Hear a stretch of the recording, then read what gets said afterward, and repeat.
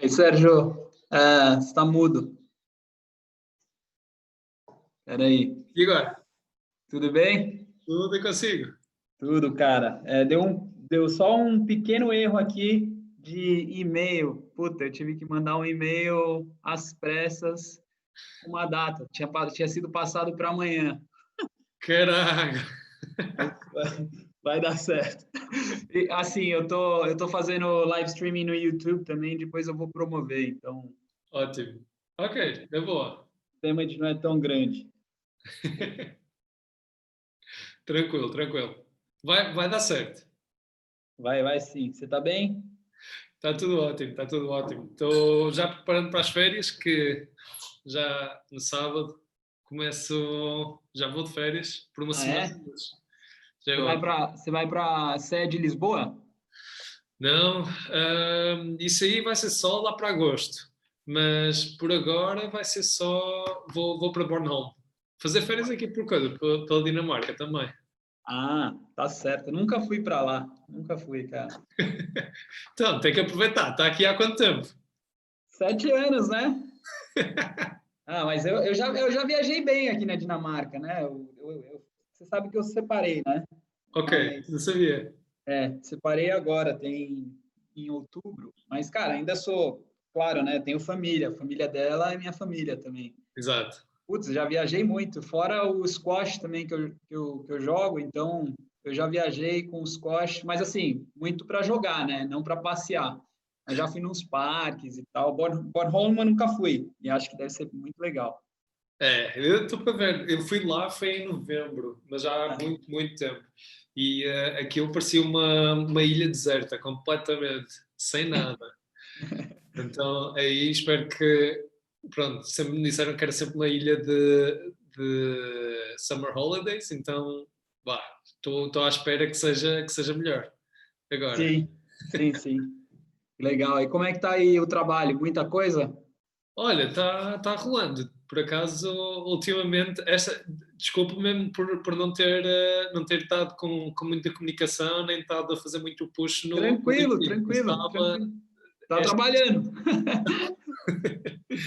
Esta semana foi mesmo porque tenho alguns clientes que estão a pedir projetos de realidade aumentada em social media e então estamos a fazer agora o final push. Pelo menos pronto, estamos a clarificar orçamentos e a clarificar conceitos e ter a certeza que, pronto, que conseguimos entregar na hora e depois também os conceitos estão sempre a mudar e tudo mais, então tem sido assim um bocado puxado. Mas está a correr tudo bem. Legal, o Michael está entrando aí. Já estou vendo. So, then we switch it to English, otherwise he has to learn Portuguese. Or Danish. I mean, we should be. I'm not speaking Danish still. I speak a little bit. Oh, same here. But do you have do you have a Danish girlfriend? No, actually, she's Portuguese as well, so that's why. Like, it's impossible. Yeah. I've heard that that's like the only way that you can actually learn how to speak Danish. Like, if you. I never did. I've had a wife for 11 years, and she spoke Portuguese. And only when we had our quarrels, we would speak English, just so it was like a neutral field, you know, like yeah, common ground. Exactly. Oh, that's good.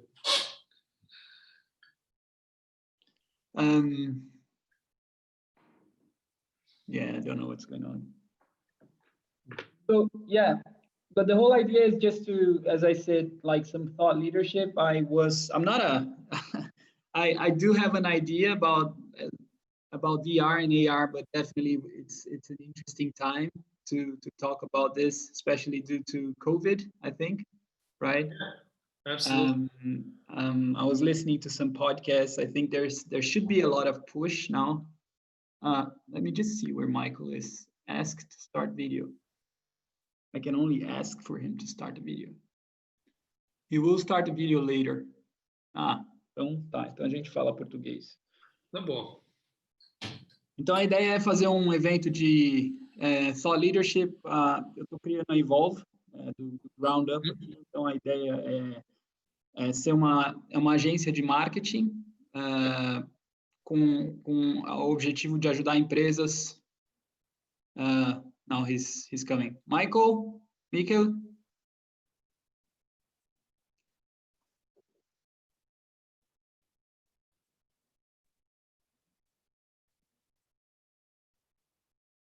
Tech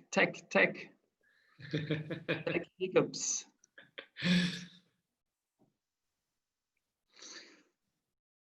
Yeah, sometimes the gods of technology also have to be aligned. Yeah. I think ele vai entrar já. Okay. Então a ideia é só, cara, eu estou lançando a Evolve, que é para ajudar empresas. O objetivo é ser uma empresa que faz expansão internacional, uma consultoria, mas uma consultoria de marketing. Eu tenho uma visão sobre como se expande internacionalmente, sempre com content first, eu acredito. Acho que conteúdo como vocês é a parte mais importante do negócio, né? Então, meu objetivo é sempre trazer conteúdo sobre future of, pode ser empresas como tecnologia, pode ser conceitos. A última live que eu fiz foi com o Raj Sisodia. O Raj, ele é fundador do movimento Conscious Capitalism, capitalismo consciente. E aí, assim, ele basicamente trabalha com empresas como Whole Food Market nos Estados Unidos. E assim, a ideia é um conceito, né? Então, não é necessariamente uma empresa, mas a ideia que eu tenho é estar trazendo temas que são relevantes para a nossa sociedade. Daí o nome Evolve. Eu acho que a gente tem que evoluir no sentido das conversas que a gente traz, né? Do conteúdo. Eu vejo muito que eu criei a Evolve por causa de uma frustração minha, como eu vejo que as empresas fazem venda. Então, existe ainda um playbook tradicional no sales e marketing, que o pessoal acha que é só aquele e-mail, push phone calls e tal, e eu acho que não. Acho que se você oferecer conteúdo bom, você cria uma comunidade, uma tribo, que vão começar a te seguir. Pode demorar um pouco a mais, mas eu acho que o payoff é bem melhor. A nível de prazo longo. Exato, exato. Então, basicamente é isso. E aí, mais longo prazo, a ideia é criar uma comunidade global de commerce trade, né? Uhum. A visão estratégica, né? Falar mais ambicioso, é criar uma comunidade para o global trade. Is connecting to audio.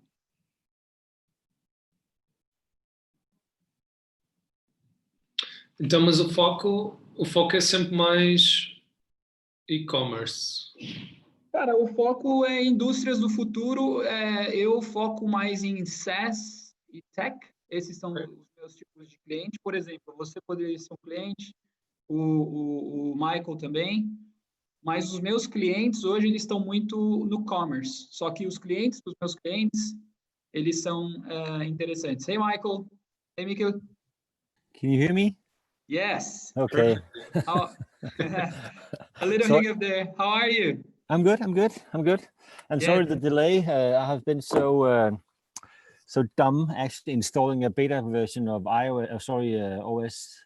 What do you call it? Mac OS. So there's a lot of security stuff that goes on. So holy no, it's okay. It's all now, good.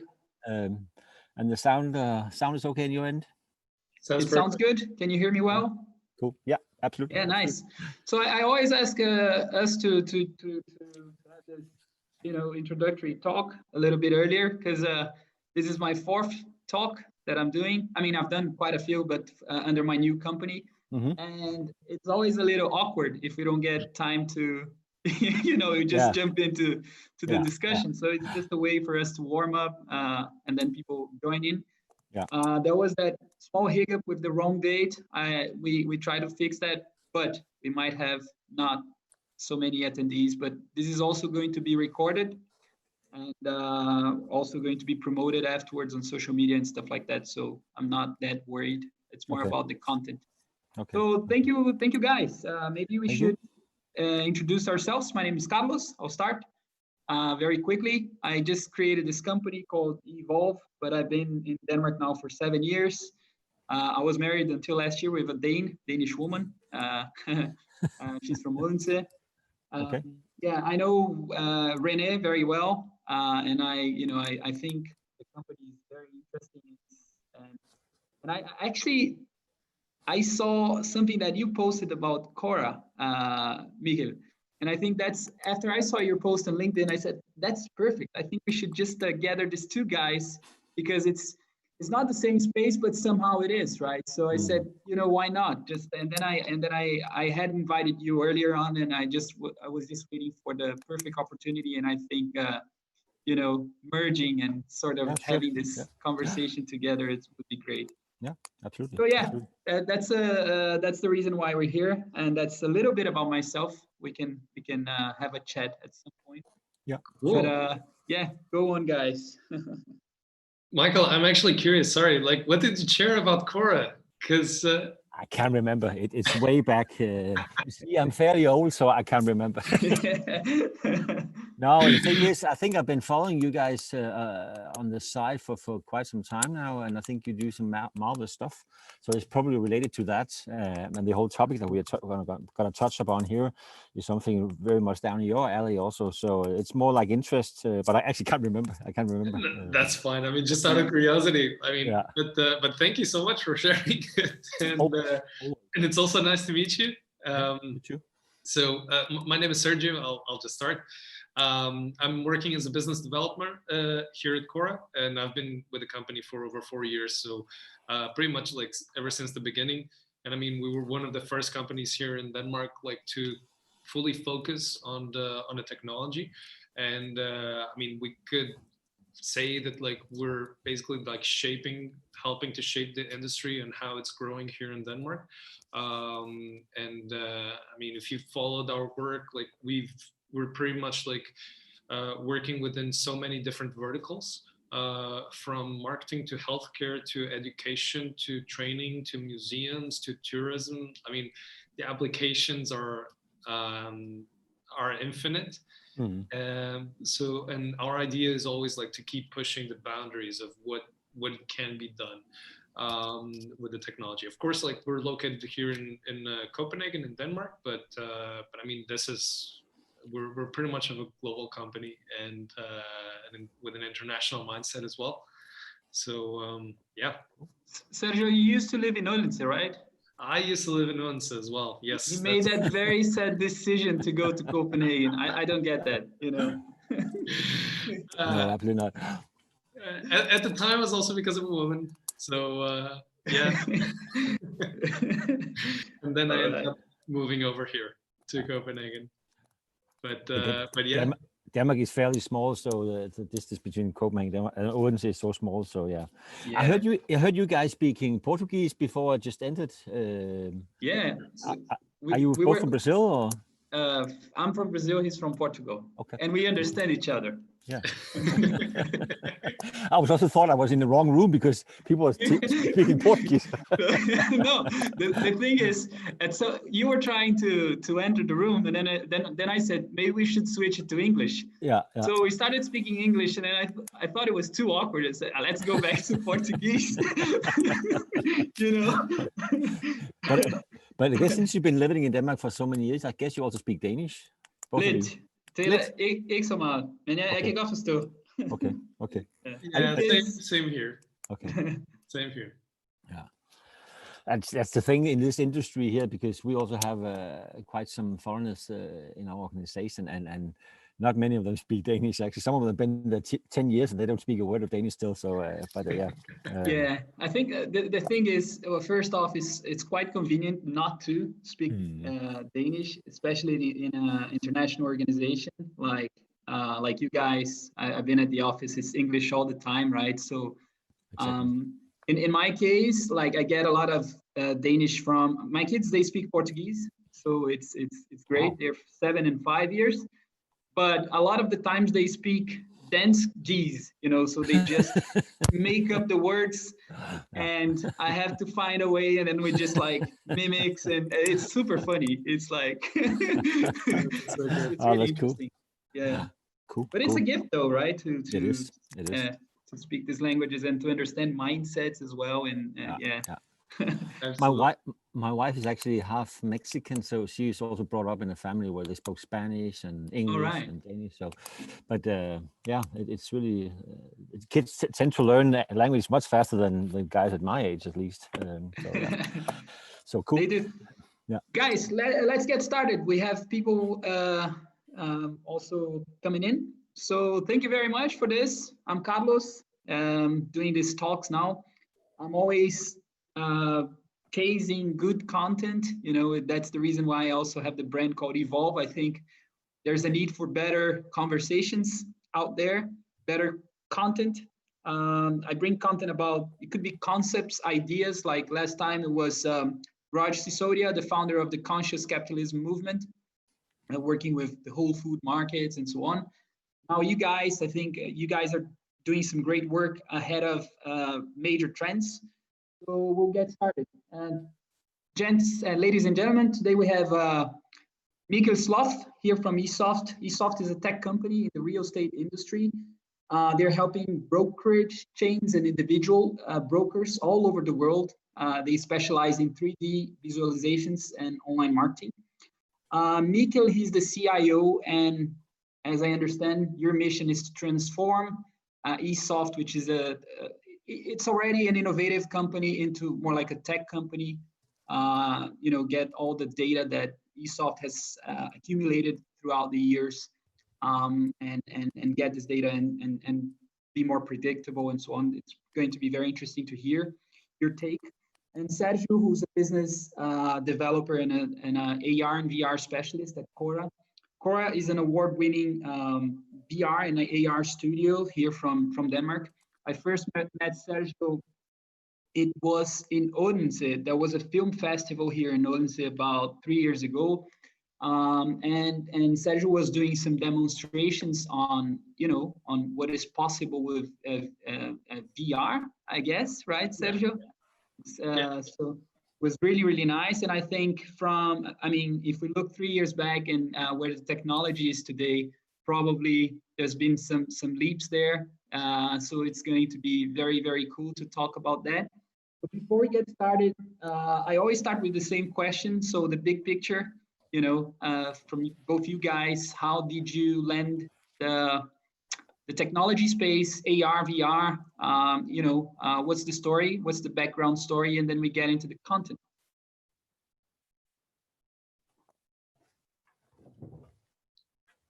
Should I democratically choose Michael to start? Sure. Could you repeat the question again? The background story. You know, just a few words on why you're working at Esoft and a little bit of your background, and then the same with Sergio, and then we get into the content. Sure, I think sure.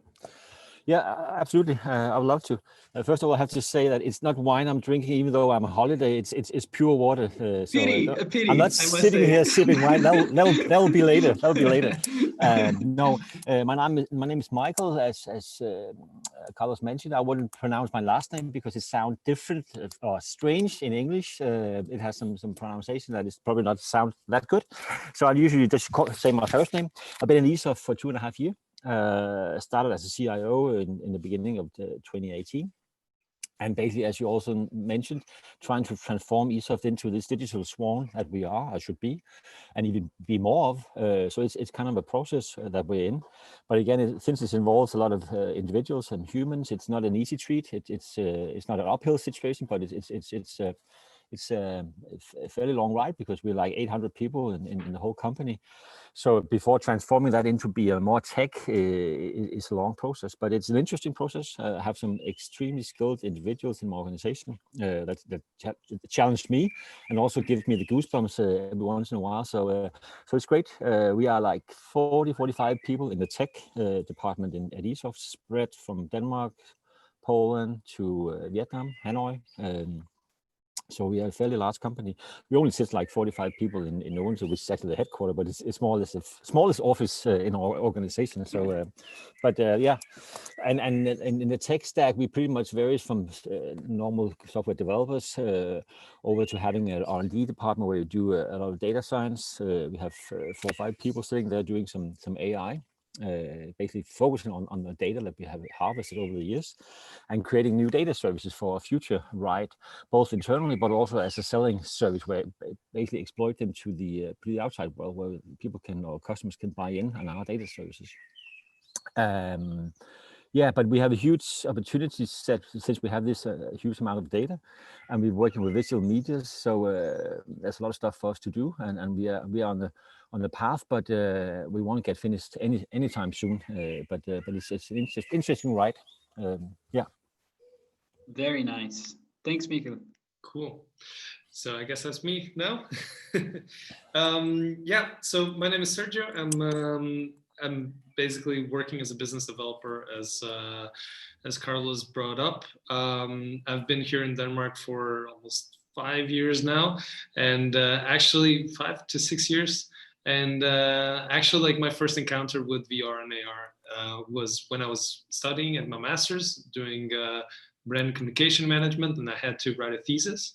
And over there, like I really wanted to mix technology and advertising, and wanted to do something new, something fresh, and at the same time, like a lot of people were starting to talk about how virtual reality is going to be like the next big medium, like the next big thing. And it was just until like I actually tried it, like that I sort of got sold on. Like I was studying in the library on Facebook, of course, and suddenly like I just saw this news saying that Target had just released a virtual reality campaign. I click on it, I go to this YouTube link, and suddenly like on my phone, I was just like looking around and I was like, whoa, this is magical. Like suddenly like this has become like this window to this other world. What an amazing time to be alive. And so I did some research on it, but then at the same time, like I really wanted to work with the technology. And because like my passion grew like over here at Cora. Like at the same time, like that I was doing my thesis, like Cora was starting up. So I started up over here, like it's this shop in the meatpacking district in Copenhagen that people can drop by and try VR and AR. And if they've never tried it before. So the concept was mostly like to get the technology like accessible to most people so that people could actually get to try it and understand it, and then be able to understand like the possibilities of it and how can they apply it on their everyday life. With having the shop approach, I think that it helped potentiate a lot of different discussions and a lot of different ideas. And from then on, like we also had the other part, which is like the core of our business, which is the content production part. So we're building 360 videos and 3D animations for a lot of different industries, ranging from healthcare to marketing, education, tourism, museums, training, and so on. So that's a little bit of how we grew, and I think like right now we're a little bit over 200 VR and AR applications done so far. Awesome. I think perhaps the first thing to do here is to define what is AR and VR, because even for me, I was listening to podcasts before talking to you guys, because I didn't want to look that stupid and maybe ask some interesting questions. But that's I think that's a good way to start. What is VR and what is AR? You know, what's the difference out there? Yeah. I can perhaps get you started on that. So usually when it comes to virtual reality, like you need access to a pair of goggles like these, okay? Mm-hmm. You put on the headset and suddenly like you feel like you're no longer present in this world. So you're basically like taken somewhere else. So we often define and oversimplify it by just saying that virtual reality is this teleportation tool. And so basically we can think about it as VR taking us into the internet. Now, augmented reality, it's about like having this layer, digital layer on top of your vision. So you can still see the world around you, but you just have like this layer, so this virtual layer. So in a way you can like, we can oversimplify it again and say that augmented reality is about like taking the internet into our world. Got it. Mm-hmm. Cool. I don't know if you have anything else to say, like Michael, sorry. No, you're the expert here. You're totally right. You're the expert. It sounds great. Nothing to add from my side.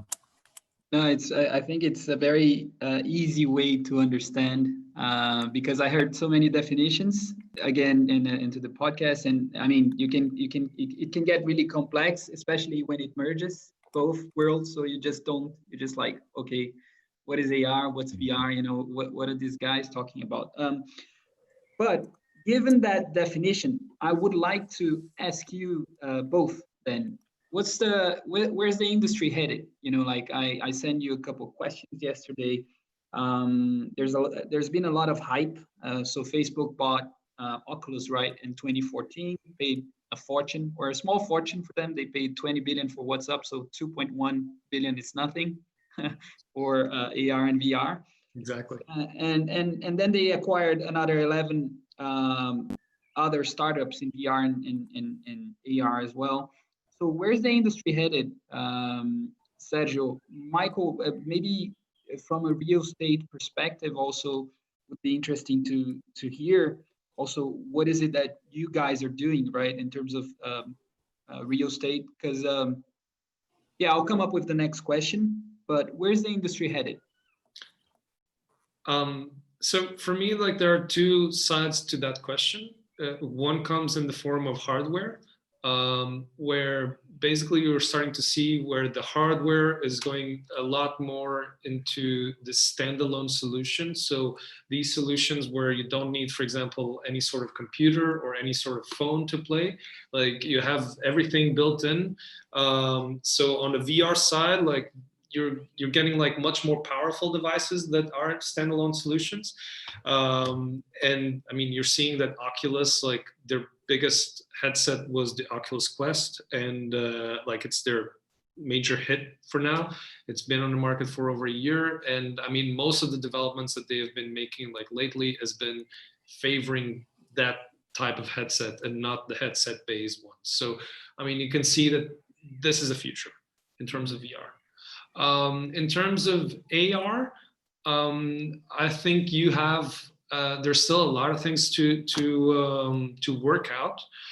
Because I mean the headsets that we have right now, they're kind of bulky, like they're like in a space helmet sort of, and I think like they need to be closer to the glasses, the eyeglasses that you're wearing right now, Carlos, like as thin as that. And I think that's really the challenge. You have a lot of different players on the market, such as Apple, who's heavily invested on augmented reality and virtual reality over the last couple of years, and hopefully, like they will start launching a product very, very soon. There's a lot of rumors out there about that. But like, so this is like on the short to medium term perspective, and I think like on the long term, like you're going to see a lot more of these headsets that can do both VR and AR. So hardware wise, I think that's where we are. And software wise, I think like lately we've been doing a lot of like applications, like a lot of business applications, and I think that's where the technology has been striving. Of course, like on the consumer side, you've got a lot of entertainment applications, but I mean, I think like when it comes to the business side of it, healthcare, real estate, and training have like the biggest potentials here on the you mean like more like shorter term? Yeah. That's where I see like the industry heading towards to, and where there's a lot of ground to be beaten as well. So cool. Yeah. Cool. And yourselves, Michael, from real estate perspective, where is the industry headed? Maybe talk a little bit about what you're seeing, both in terms of data as well, what you're doing, and then where do you see the industry going? You know, like what customers they've been, or if you've been pushing customers into new directions, you know, like would be cool to know. Sure. Since we are basically producing media material for listings or for realtors to sell their houses, we are in a situation where it's high volume. So in order for us to use VR, AR, it has to be simple to produce. It has to be not very technical, because we have a ton of photographers taking photos and videos and all that. If we have to train them to do virtual or 3D stuff, it has to be pretty easy. It has to be simple. It has to be fast in the process, because otherwise it will be too costly. But what we are seeing right now in production process is that the sensors are moving into the hardware pretty rapidly these days. The LiDAR sensor is coming to normal phones and stuff. So, of course, in the real estate industry, a company like Matterport has been big for many years. Are not that big, but I actually expect them to go even bigger now, because they pretty much moved from a hardware focused on their high-end cameras. Now they're moving into more software-driven company, because the hardware is getting commodity. It's commoditized, so it's ending in phones and tablets and whatever. So there'll be more focus on software in the future, and that's actually where it's opens to us, because now we can actually produce 3D models of the listings and use it in an AR fashion or a VR fashion. And that's where we're in right now, because I don't know whether we should talk about that now, but post-corona, one of the things that we see a tendency out there is the virtual showing part, which has been going on for years or many years. But now we had to can even rocketfire it even further by applying the data to the virtual showing. So you can basically get this seamless feeling of being in a house where you have all the data layers on top. So you can actually have this in Denmark called tilstandsrapport and stuff that is actually showed on top of the model, because it's mapped in the 3D space.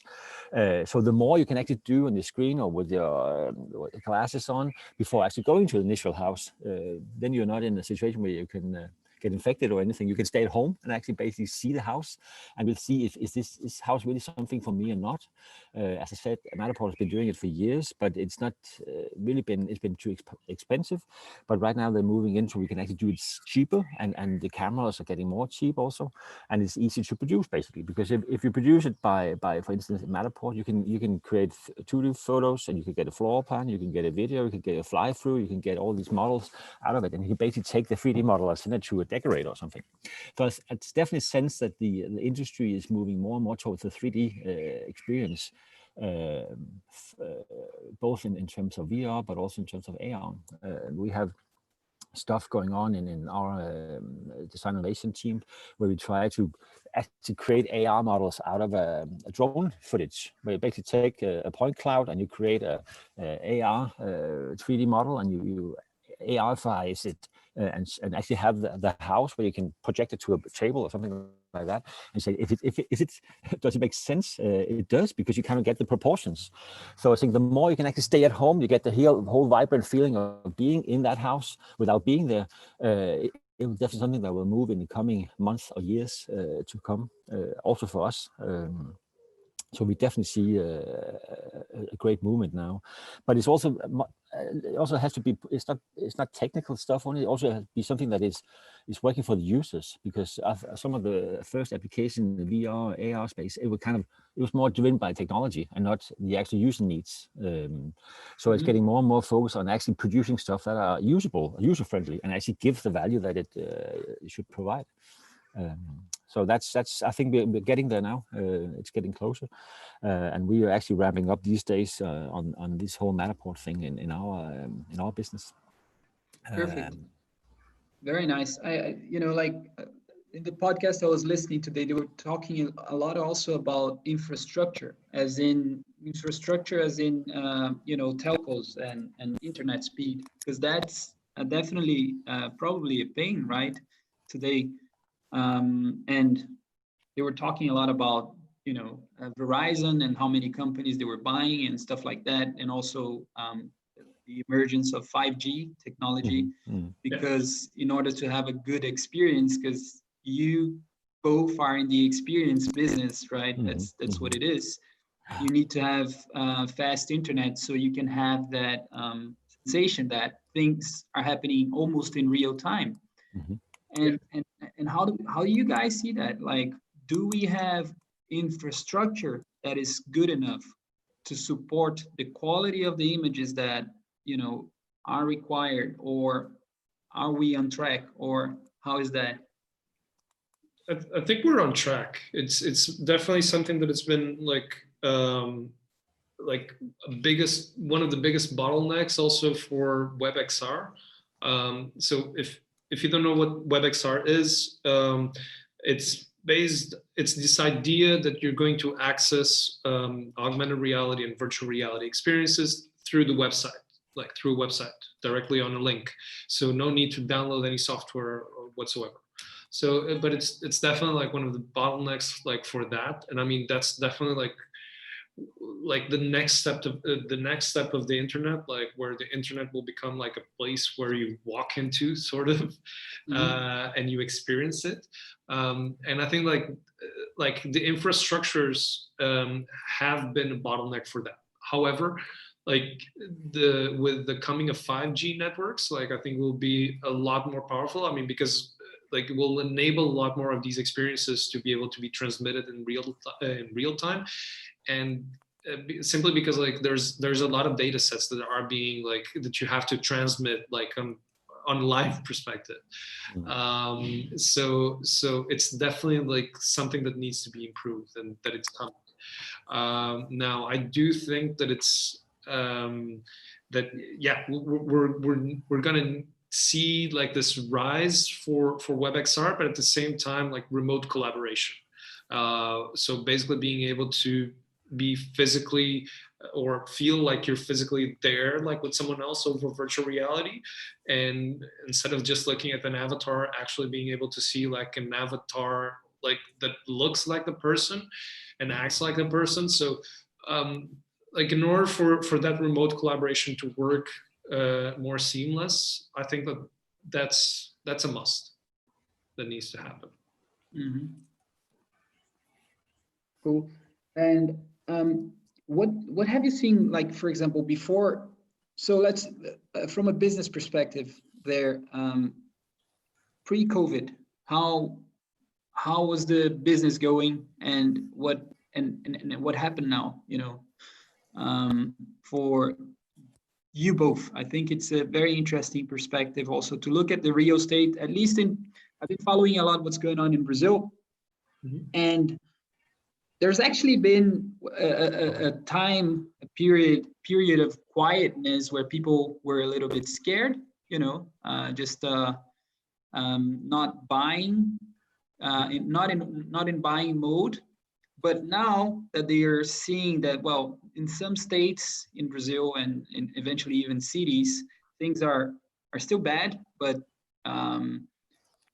infections are getting at a plateau at some places. People are even considering to move to bigger houses, and that's one of the trends that is happening in Brazil a lot. So people looking at bigger properties.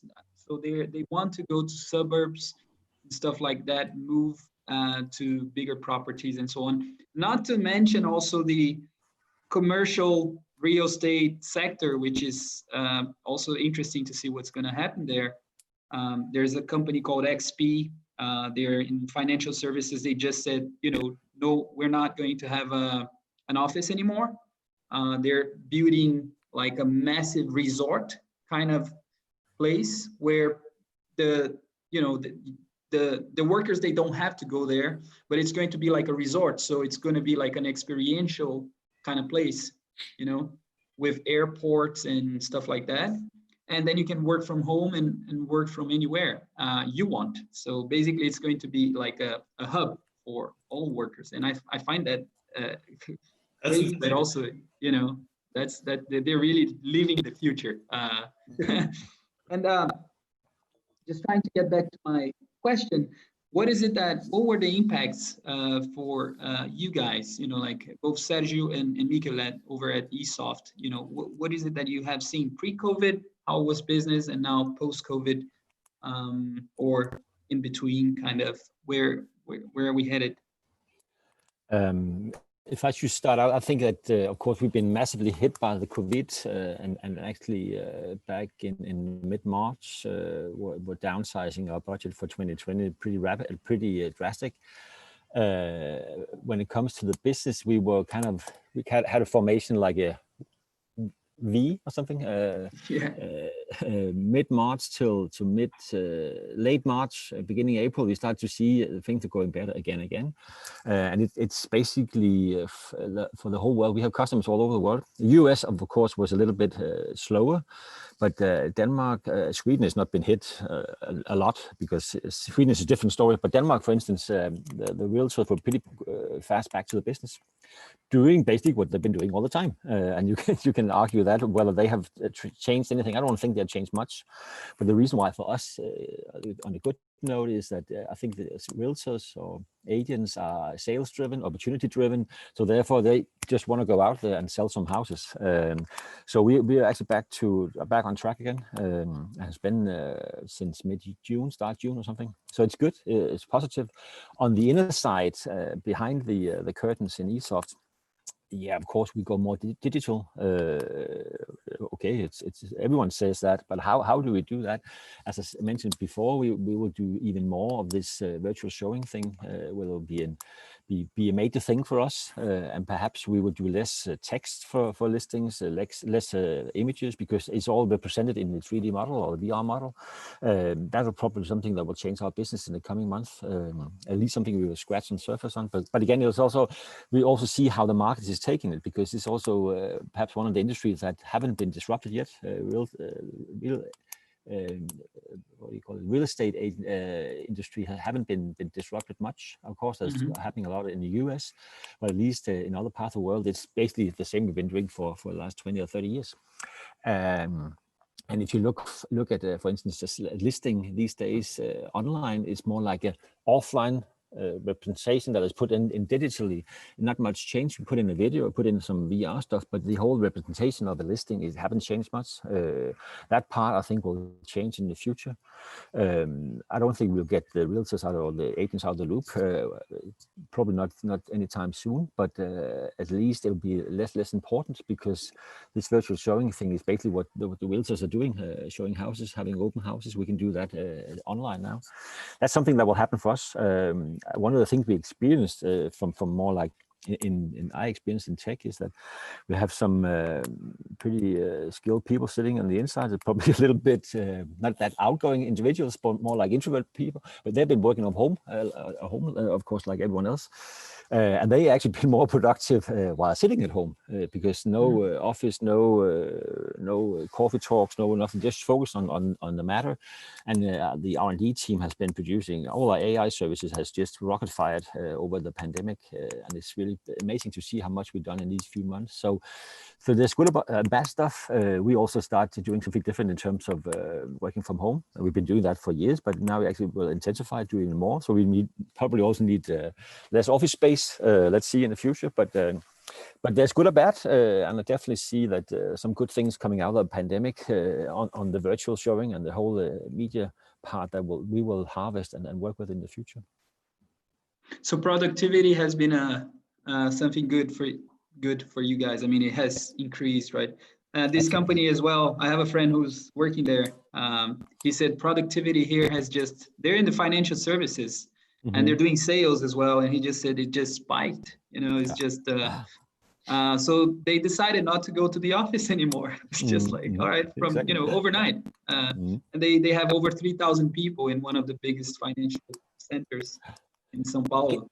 I guess so, also one of the things that also got outlined is that these office spaces, where it's open spaces, they're probably not that productive. When people are sitting at home in the home office, they're much more productive. So I think it also could change the way we actually, decorate or how we actually do our offices, because they're basically perhaps not productive enough for the individual. So, but let's see. Agreed. Sergio, before and after COVID, productivity, but also, in terms of business, what you're seeing, customers, are they looking more for your solution? Has it been easier to sell what you have now? What's happening? Yeah. So I think like the biggest impact that we've had has been, we also do these, we do stuff here in the shop, like in the arcade and the showroom. So of course, like that has taken a little bit of a toll. When it comes to, for example, having companies over for explorative workshops on the technology, that has been like a part of the business, like that has taken a little bit of a toll. But at the same time, we've also had like these, how should I put it? Like we built a lot of these virtual reality experiences that are meant to be exhibited like in different places. So on location VR experiences has also been something that has been a little bit more of on a stall, I would say. Like we haven't had a lot of, we've had a decrease of demand for that type of solutions, which is very understandable. So because one of the biggest, I think like with the rise of COVID, like we've also had a lot of different questions in terms of the whole hygiene that goes around like these glasses over here and how can they be wiped and so on. I mean, of course, and sterilized. Like, and I think, there are solutions for that in the market, and we're trying our best to communicate that as well. But of course, like people are reticent, like when it comes to investing on solutions like this. However, like on the other side, we've also seen this other surge of doing, for example, virtual shows, like virtual, especially when it comes to theater, for example.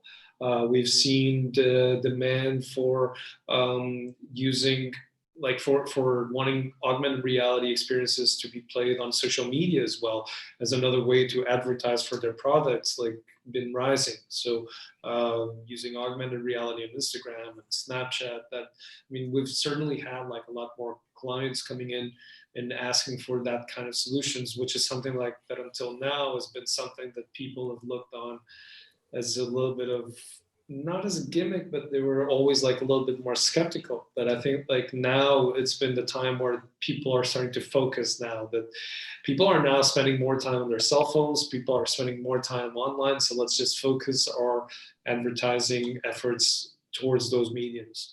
And I think like that's been like the biggest changes I would see that has happened here. Of course, like that our team is worked, like most of our team has been working from home, like during the whole COVID crisis. But I mean, we also had like this very family setting here at the office. So that culture is sort of hard to keep, like when you're apart. Like we usually had a morning meeting, like we're around 20 people. So I mean, this is kind of fairly easy to implement.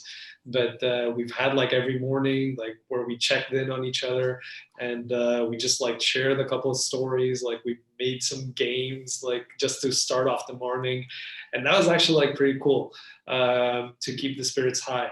And I think like in terms of productivity, like we've been pretty much like the same. I can't say that we've been like more focused than before, because I think like the guys here, like we've always been like focused on what we're doing. Like the team is very small, the market is also like small, and we have to sort of like keep creating it. And we have a lot of projects in the pipeline, so it's a mix. Like I think everybody's always like putting their 110% on this. So yeah. Sergio? Yeah. Do you also do your own pictures? I see the one back behind you. Actually, sorry. Actually, no. But it's funny that you say that. Like, actually, like for a team building event, we just came here on Monday. This is pre-COVID, but it was funny because like one of our team building events was actually doing hockey. Okay. Wow. In the morning. So that was like quite insane and quite cool. Like, and great, cool. So we also foster, like, even though that I'm on business development and I don't have like any drawing skill whatsoever, like we're just encouraged to just have a go at it. Cool. Great. Very nice. Yeah, we'll also have questions from the audience. I think it would be very, very cool. I hope they're not shy. But still, like there's been like when I was looking at the projected growth according to Business Wire, it's a market research company. The growth that they project, it has again peaked. It has increased substantially in a pre-COVID scenario and now post-COVID. And from you, Sergio, what I would like to pick your brain on is like, because I think for you, it's a lot about the creativity, right? So I had a call here with some folks, some guys who are doing robots, and they have to be in a warehouse. And so you could create a solution for these guys where you can experience the robot kind of like, this robot picking stuff at the warehouse, so their customers can have a better understanding, right? And I would like to ask you about that growth that you're seeing, or the what customers are asking, or if you're like seeing more opportunities because of COVID, like and where exactly. So I think like one thing that I forgot to mention like before, and I think like this is something that we've also been seeing like a biggest increase and surge on, which has been like in the training area. So having a lot more of these virtual training scenarios where, I mean, for example, one of the projects that we've just launched was helping, like using virtual reality to train students like who are going to go like on the field to do like thermal inspection on houses. Like we've made like instead of them actually like having to go on a house and actually trying to find a house to do a test on, we've just created that simulation on virtual reality. So basically they can be at home and then they can put on the headset and then they can test it out and feel like that they're actually on the job, like they're actually on site. So having these sort of solutions, I think that it's quite important, and I think like that's just going to rise. And you also have this request or this need for remote collaboration. And remote training. So the possibility of, for example, if you're doing training of a fire safety inspection. Like if you go into a site and you want to train like someone else to look for clues on what actually started a fire or not, like you want to, for example, be able to be there with that person and then like together discover the clues and then just like then have this perfect training simulation. And it's these cases where we're seeing like the technology has a lot of potential, and it's still something that we still need to create like customized solutions for different training procedures. Now, I'm to be honest, like I'm a little bit skeptical, like when it comes to all numbers and like these biggest projections and what they think about, like that it's going to be this massive boom. Mostly because like I've lived through the whole VR hype phase, like back in 2016, where everybody thought that like, yes, next year everybody's gonna have like a pair of virtual reality headsets at home and it's going to be insane. And then in 2017, like was actually not in 2017, but it's in 2018 and so on and so forth. So it's like, I don't want to stick to numbers. What I can say is that I'm seeing a lot more of these applications, and we're seeing a lot more of these cases like being built that we're working on and that are being put out in the market, and you have other companies who are working on something similar, and you start seeing like the technology like being applied a lot more. So seeing those business cases and seeing those applications grow, I think that's the biggest proof that you have that the market is actually like going to increase. Perfect. And on that note, then, what are the drivers? Because who is driving? And in your case as well, Michael, which is a more like traditional industry, who drives this innovation? Is it the customers? Are the early adopters? Who are what are the drivers so you can also sell, and so we can have this more like innovative scenario, or so we can have innovation at this level? Yeah, it's actually a good question and hard to answer just directly, but I think the drivers in our industry for these new technologies is the sellers and the buyers. It's not the realtors, it's not the agents. Of course, we're also pushing it, but it's more like back to actually focus on where does it actually bring value to the customer or the buyer or the seller. That's what we basically focus on. It's not a technology game. It's more like focus on the users or the customers and see how can we actually give them even more, even better experience by entering this house in a virtual fashion. So it's basically them that are driving it. It's not the technology itself. Of course, it makes it frictionless, it makes it easier, it makes it cheaper, but we focus a lot on actually providing stuff that gives value to the end users. So they are actually the drivers. So we do a lot of interviewing, surveying, whatever, up against the actual user, what they need, and of course also pushing them a little bit to the edge and trying to dig out what they don't know they want, but at least they get some indication of what they want. So in our industry, it's actually the buyer seller that is driving it, as I see it,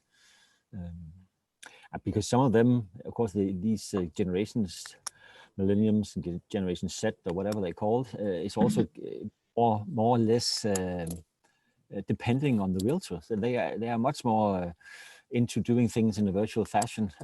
So that's how I see it. Yeah. But I agree, Michael. Like I think that, as you said, like value would be like the main driver. Like what this technology actually has to offer. But at the same time, like I think that it's important, like especially like on our behalf, I think it's important like to actually be able to start the dialogue like with these organizations that actually have this this drive for digitalization and who are not afraid of actually like taking the risk to innovate and to try new things. Because for us, like it's those organizations that, I mean, this is still pretty much of a new area. Like, I mean, there are studies out there. There are some number, like there are numbers and facts out there. But I mean, if But the thing is, like, there's not a lot of support for that. So, I mean, if you're in an ultra conservative mindset where you're just simply just backing your decisions fully based on data, then I think that you're going to have a tough time, like, actually, like, moving forward with projects and solutions within virtual reality and augmented reality. So definitely taking the courage and taking the steps, like, to actually, like, try something new, trying these technologies and having someone with that mindset behind the decision makers, I think that it makes a lot of difference in terms of, like, driving this technology within different organizations. Totally agree. Awesome. And we spoke about drivers. Then what are the challenges that you see then in your industry? In our industry, in the real estate industry, the challenge is, as I briefly mentioned earlier, is that it's fairly costly to do this, especially in our end. Core are magnificent in doing it, but it's not a high volume, I guess. I don't know, but it's not a high volume as we do. We do like tons of cases every year. If for us to actually apply this into every case, it gets too costly. So therefore, the challenge is of course the price and the knowledge within the creator, the photographer, or the guy doing it or girl doing it. That's the biggest challenge for us. But again, it's getting better. It's getting more. It's getting cheaper and it's getting more. It's getting easier. Yeah, I would say the same pretty much over here as well. The getting the big budgets as well, like that's also a big challenge from our clients. So being able to work on a lot of more cool applications, but definitely also, like, now with the whole COVID situation, like, I think that's one of the biggest challenges as well, like, out there in the market, especially when it comes to VR. Cool. Another question I'd like to raise, right? It's more like, so I was looking at the global World Trade Organization. Yeah, they have like a list of global issues that we have that must be tackled, right? And so developers. So first, global trade is an issue that we have. Michael, you're sitting on the board of Technology Denmark, and I think you probably have a lot of authority to talk about this. Everything is about technology, and moving forward more and more, it's about technology. So there is a gap already of developers, software developers, and people who understand about technology in that sense, who can code, right? So what I see, for example, being from Brazil, in Denmark, is that a lot of companies from, let's say, the developed world, they are pretty much hijacking talent from other countries if they find it, because, well, there's a lack, and there's not really like a balance in salaries and stuff like that, because it's fierce competition, right? And in order to sustain growth, in order to sustain the pace of innovation that we're talking about, in terms of VR and all the cool stuff that you want to create at Esoft, and Sergio needs to, be selling. We need to have people coding. We need to have developers. We need to have that sort of people who are building the infrastructure, right? And what's the solution here? Is it education? Because I think it's one of I think one of the solutions should be education, right? But how? Is it collaborating? Because you're collaborating a lot with the university here, right, in Denmark. But you also have lots of emerging countries out there, so put it Africa or Brazil, and communities that you could be educating people without, who are not favored by wealth or whatever you say, and then educating these people so they can be inserted in the job market. And how do you see that? Because it is a global challenge to be tackled as well, right? Absolutely. I'm a strong believer in diversity in teams and also in organizations. I often hear the people, we need more coders, need more developers, we need more people that can write code. And I don't see it that way because, first of all, we don't have any issues finding them for some reason. It's definitely not because of me, it's more because of the individuals I have hired. But it's not coding. Coding can be AI, it can be done through AI in the future years. So it's more like a craft coding, but it's more like the business case individuals or the proof of conceptors, which can basically come from any faculty, is more needed, or any industry. I see a huge swap in the tech or in the IT world these days, where it's getting more focused on people that can see it from a user or customer perspective as you build proof of concepts, test them, bring them out there, and then someone produces them. These kind of people we need more of, the creativity people, because the coding part can be done anywhere. The coding part is not the most advanced thing. It's basically just a piece of work you should do. But the AI part and the data part and the creativity is something we have to focus more on. That's at least what we do. That's a harder thing to tackle. It's hard to find creative people out there. Coders you can find anywhere, but creative people is something that we lack a lot. But also people that can create the business cases and see leaps or holes in the market that can bring new products further. Then it can easily be produced somewhere. But that's the biggest issue as I see it, and not the coding. Super interesting. Do you see, and for you, Sergio, how do you see that, if any? I mean, for us, to be honest, like it's something that we definitely, I mean, of course, like when it comes to 3D modeling and doing, like, we could very well outsource like some of these to other countries where salaries are cheaper, and then like making our prices like be cheaper as well inherently, or at least like have a bigger margin. But I mean, for us,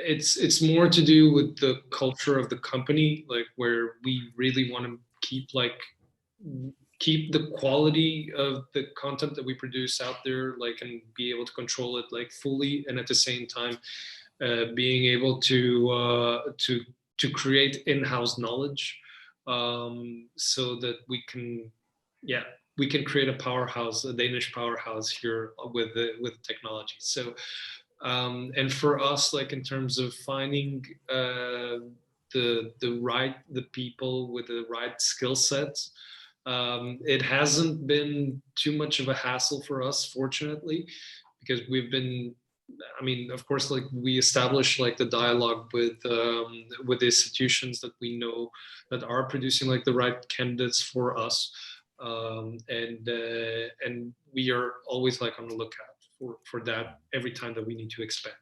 So yeah, that's how we're that's my 2 cents on that. That's interesting. I think maybe some more, perhaps some, because I hear a lot, but when I think about it, it's also about more traditional industries. So let's say a brewery, right?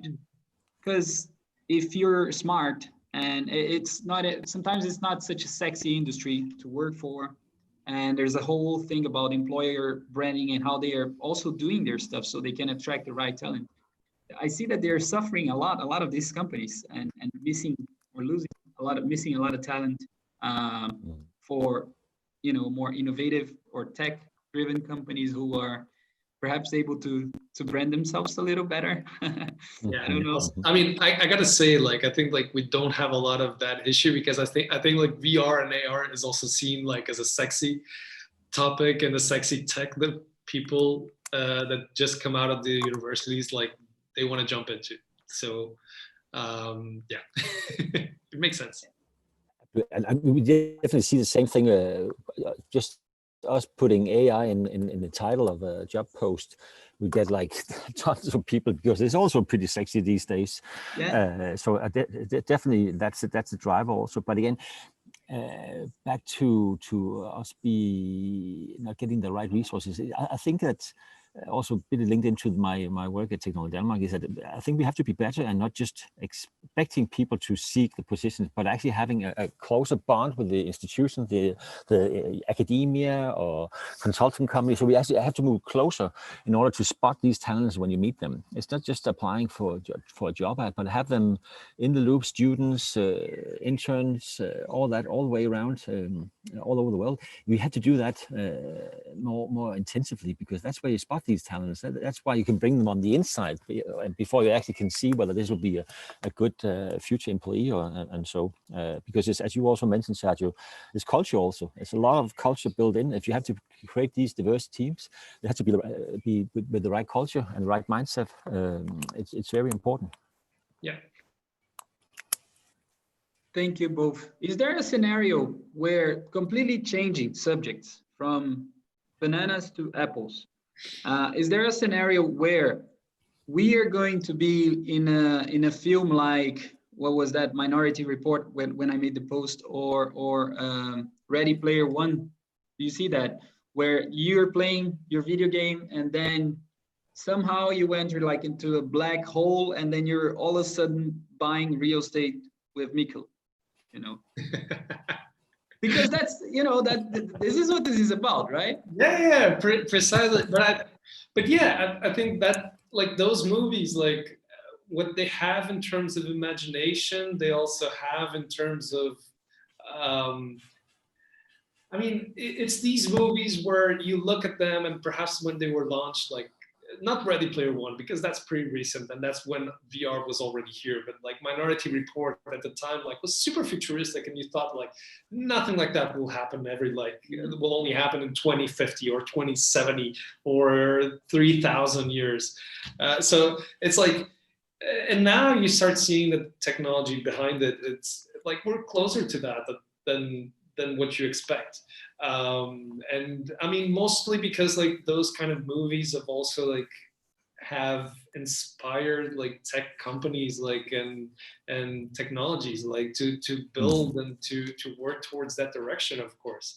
So yeah, I can definitely see like a near future where that is going to happen, where we're going to have an AI system that is going to predict criminality here in Copenhagen, and we're going to have cops like with AR glasses who are going to go after the bandits like that.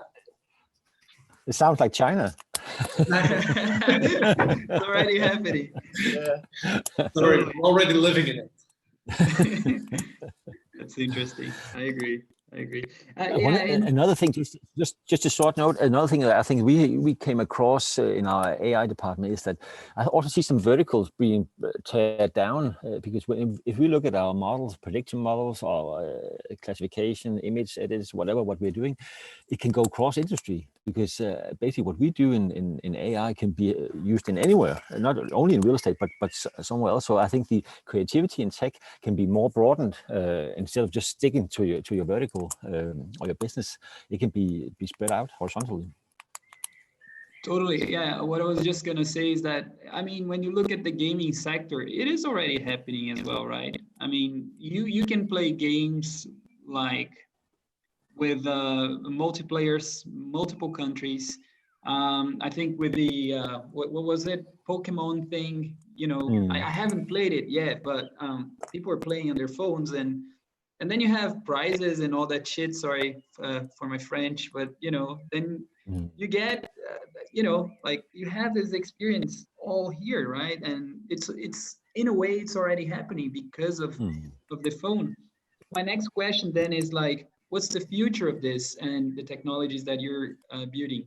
Like, you know, because one of the studies that I was looking, and I just find it super interesting to look at this, is that the next sort of generation is glass. So everything will like move to glass with, you know, internet will be a thing, as you said, and everything will be, we're going to be connected, right? And internet is going to be everywhere, and everything is going to be a surface that you can touch and kind of like, so are we going into that direction? To you both, do you see that? Is that really crazy to think about, or is that realistic? I think my take on that is I think we will see less interfaces in the future because basically less is more. We have so many interfaces where we had to do practical stuff in order to interact. I think it will be more voice, of course, but also autonomously, it's driven by AI or data service or whatever. So I actually think we will see less interfaces because I think we have too many interfaces these days: to phone, the watch, and everything. You have to tap in, you have to touch, you have to log in and stuff.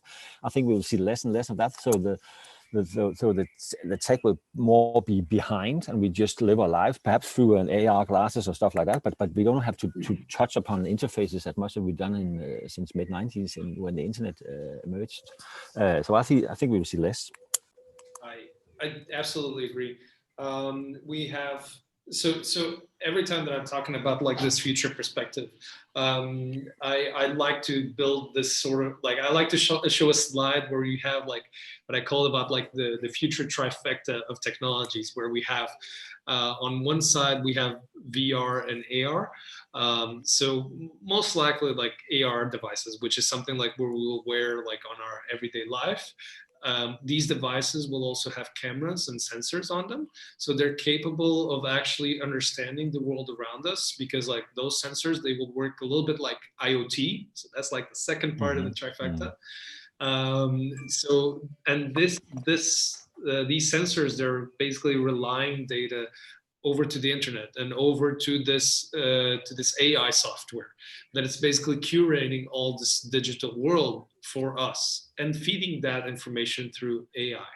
So for me, it's going to be like, as you said, like much less interfaces, and having this like the internet like working on the background sort of, and actually like just feeding us the right content or what we want to interact, like what we want to see or what we need to see at the right time, or when we ask for it.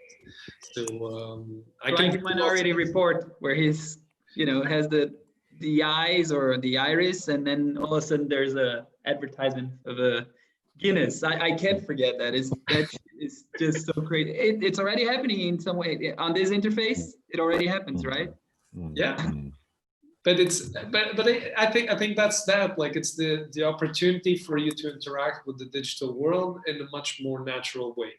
So having the capacity of, instead of saying, "Hi Siri," you just like look on the side and say, "Hey Siri, can you just go and grab me like this email from Carlos over there?" Like I remember that it was somewhere around like 2017. Like, can you look that up for me? Very cool, very cool. We are about to wrap up, guys. I think this has been awesome. And there's a question here from the audience, and Lais asks, if you think that AR and VR technology can be used in other situations in the future, for example, hospitals as a comfort for people who are fighting to survive and things as such. Yeah, so absolutely. I think you can start, like you're going to see a lot more of those solutions in the near future. That's something that we've been working on as well here at Cora. It's, for example, we're using virtual reality as a pain distraction tool. So mostly like right now what we're doing is for children. So when they're, for example, about to get like an IV, like a needle getting into them, and instead of them actually having to like see the needle coming in, they just put on a virtual reality headset, they play some, like they're playing a game, they're entertained, they're engaged, and then they just like, they get their blood sample taken and it's done. And they don't feel anything at all. Like I think about, we like one of our initial tests, they were showing that we had like 13 out of 14 people that didn't actually feel anything. So and then you also have like a lot of other studies out there. For example, I think it was this program called Snow World, where it basically, you had victims of burning, so they had a lot of burning damage, and they had to go on a lot of different treatments, and those treatments, like, they were very painful.